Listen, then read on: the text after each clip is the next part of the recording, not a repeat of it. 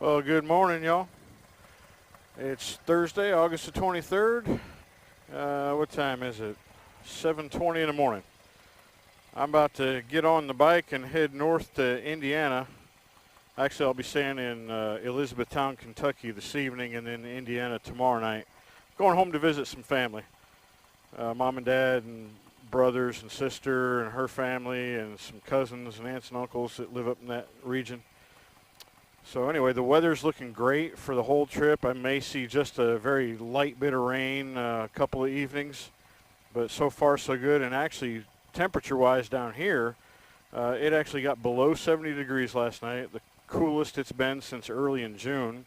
The humidity is very low, so looking forward to a real good trip. I'm going to head out of the house here and stop at the gas station nearby, and we'll be on our way. Okay, gassed up and ready to go.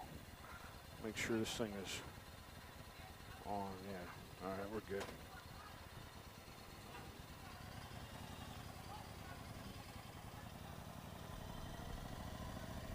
Oh, it is a beautiful morning. I'm so relieved. I was really a little worried about the weather, because it has been so wet and rainy all summer long. I mean, we've barely had a stretch of 2 days where it hasn't rained. And now it just looks fantastic for the whole trip. Just a couple miles from the interstate here. That's where I'm heading to. Get on I-65, heading north. Actually, I get onto I-10 initially and go for a couple of miles, and then hit I-65 north. It'll be I-65 the whole way, going up to Montgomery and then Birmingham, through Athens, Alabama, near the state line of Tennessee, up through Tennessee past the Nashville area, and then into Kentucky to Elizabethtown, which is about probably 20 or 30 miles south of Louisville, Kentucky for the night. I chose not to try to do this all in one day. I'm getting a little too old to push myself like that. Not that the bike couldn't handle it, and I'll probably be very comfortable on the bike doing it.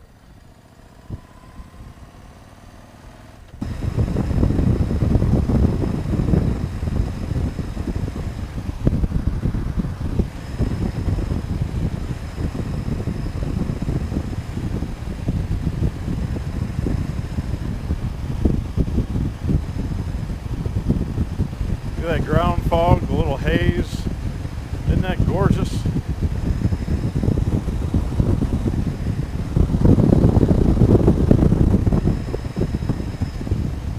That's the Tensas River that feeds down into Mobile Bay. We're about 25 miles north of the bay here. That's beautiful.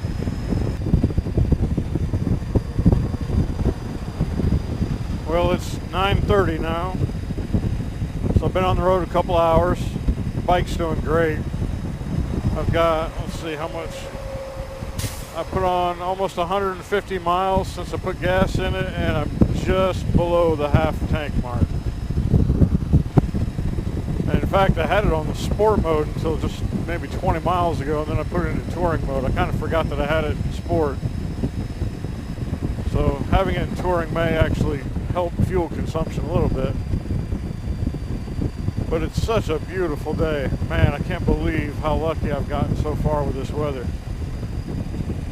9:30 and it's only 77 degrees outside. Very comfortable.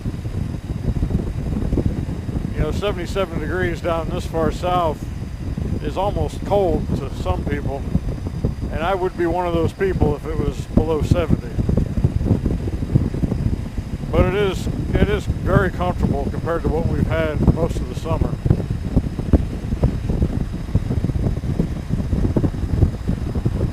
But a gorgeous ride. The traffic really hasn't been too heavy. There's a little more traffic here right now because I'm almost in the Montgomery area. Some moo cows. That's a beautiful scene right there, isn't it?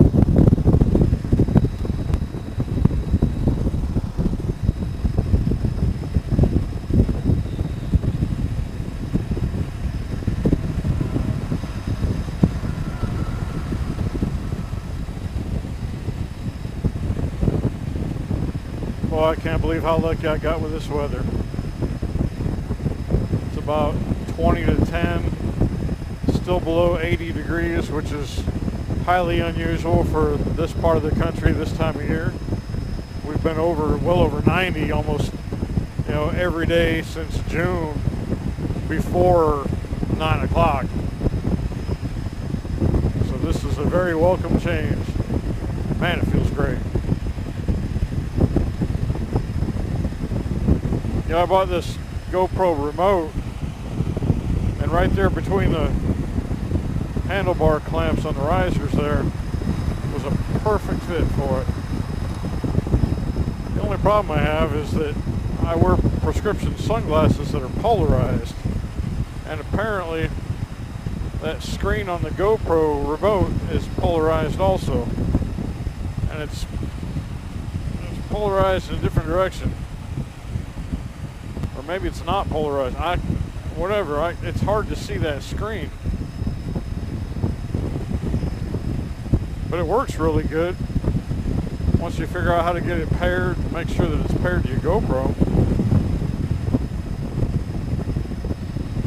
It's a lot easier than having to lean over into the mirror, and even then I can't read the screen on the GoPro. I mean, I can tell it's on or not. I got the blinking lights. Sometimes I can see the screen well enough to see if it's in the record mode or not, but it is kind of difficult. But that was the perfect spot to mount that thing. I've got a little piece of pipe insulation foam that I cut to go in between these two bars. And it fits right in there perfect.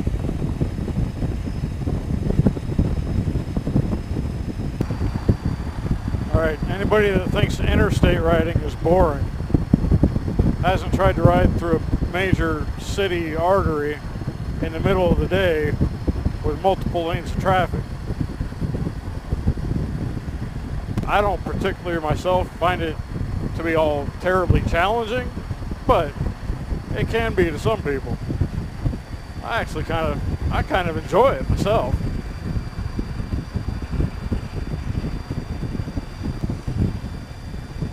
We finally made it up to 84 degrees at 11:38, but now I'm in Birmingham, so I don't expect it to be quite as hot here anyway. It's a little higher elevation, a little further inland from the coast, obviously. I grew up kind of a suburbanite in northern Indiana, near Fort Wayne. I went 5 minutes to the east from where I grew up. I was out in farm country. I went 5 minutes to the west. I was in Fort Wayne, Indiana. So I don't mind a big city. I kind of enjoy the city. The city of Birmingham.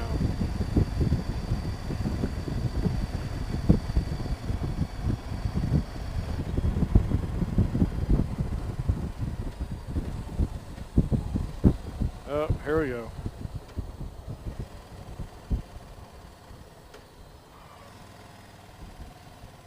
The city of perpetual road construction. This is where things can get dicey. I just hope there isn't 20 miles of this. And my other hope is that I can get past that garbage truck pretty soon. Ooh, that stinks. I'd much rather be upwind than downwind. Good grief. Alright, we're just north of Birmingham now. It's starting to flatten out some.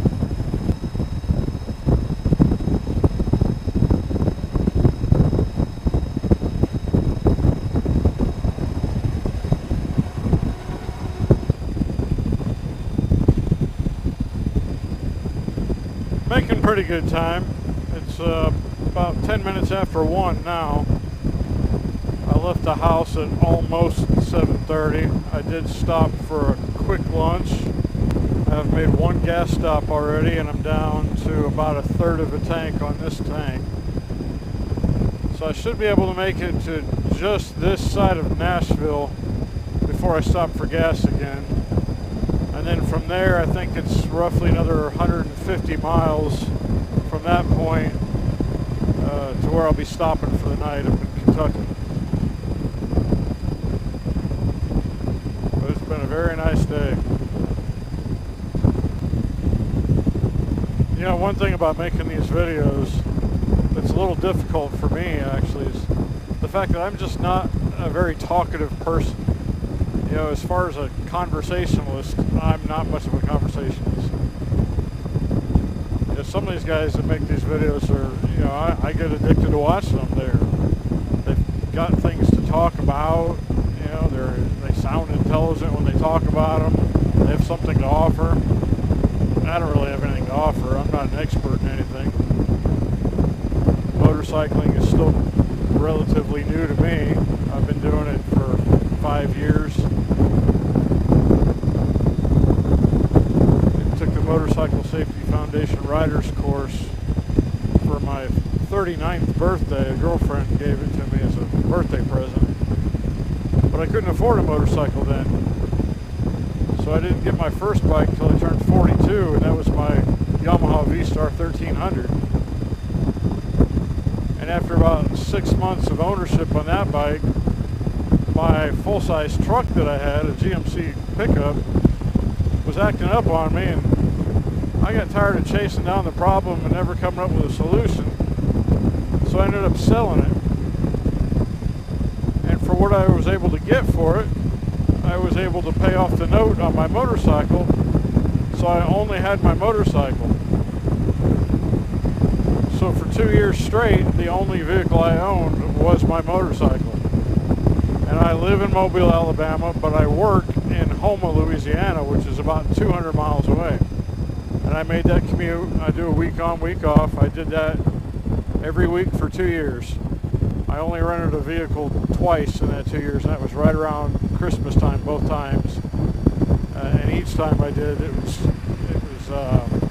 had a bad wintry mix of weather where a motorcycle would have been just impossible to ride to work. So I was kind of forced to get a car then. But I did it. You know, I learned a lot, gained a lot of riding experience doing that, and I honestly enjoyed it. You know, even getting caught in the rain.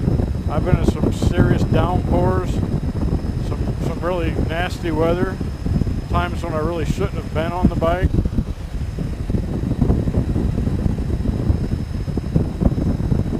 So I did that, like I said, I did that for a couple of years, and with the money I saved by not having a car payment, I ended up buying my house. I've lived in the house now for just over 3 years. And then this last April was when I bought this new Eluder. Now, I have a minivan. I guess I skipped that, didn't I? Alright, so I bought the house 3 years ago. And I lived in the house for another full year. And then I ended up buying a used minivan. Because another one of my hobbies, I like to build and fly RC airplanes. And you can't really transport a model airplane on a motorcycle. I suppose a little bitty one you could, but I like bigger airplanes. So I needed a vehicle that I could transport my airplanes in. Plus having a house, you know, there were times when I needed items for the house that I just couldn't carry on a motorcycle. And a lot of the time I was having things shipped through Amazon. I'd buy things on Amazon and have it delivered to the house. But you know, I got to a point where I really needed another vehicle. So I bought my minivan. And now I don't ride the bike to work as often as I used to. You know, I've gotten a little bit more, I don't know, picky about the weather I ride in when I have a choice. You know, for 2 years I didn't have a choice, and I made that choice to not have a choice. But now I have a choice, and I don't ride as often. But I still ride quite a bit compared to a lot of guys I know. A lot of buddies of mine who've been motorcycle enthusiasts for years, and you know, they've got nice bikes and they sit in the garage. In fact, right now I've got over 4,800 miles on this bike, and I've had it since mid-April, mid to late April. So what is that, 4 months? That's better than 1,000 miles a month. I know guys that don't put that much mileage on it in a year.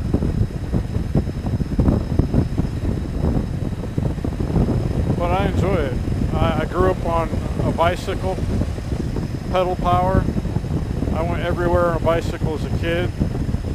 Even as a young adult, when I was married, I had a road racing bike, and I rode that quite a bit for, more for fitness than anything. Had a mountain bike for a while, and then I never really even had a great desire to get a motorcycle. But living on the coast where it's so warm for so much of the year, and I've got a lot of friends and coworkers and former coworkers who ride motorcycles, and after a while, it kind of grew on me, and I wanted a motorcycle. So that's how I ended up on a motorcycle.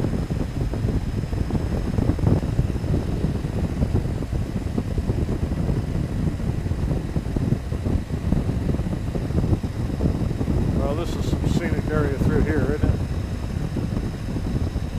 My ears have been popping going up and down these hills the last couple hours.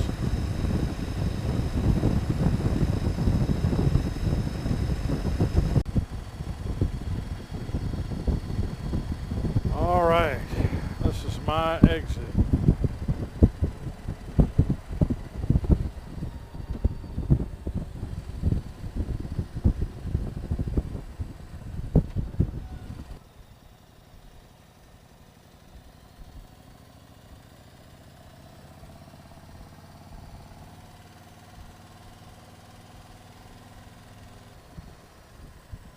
All right, Wingfield Inn and Suites. I just hope that thing's not a dump. I've never heard of them before.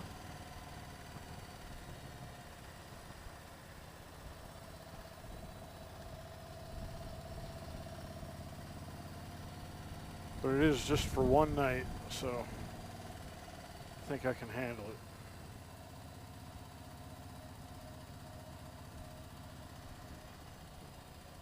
Looks decent from the outside anyway.